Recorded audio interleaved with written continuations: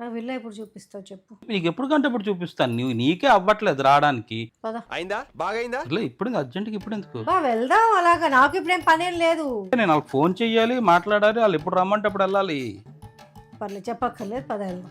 అయిపోయింది నాకు కథ. అమ్మా ఇలా బుక్ అయిపోయానట్రా బాబు. ఇక్కడ తీసుకొచ్చా. Hello sir. Hello madam. Hello hello.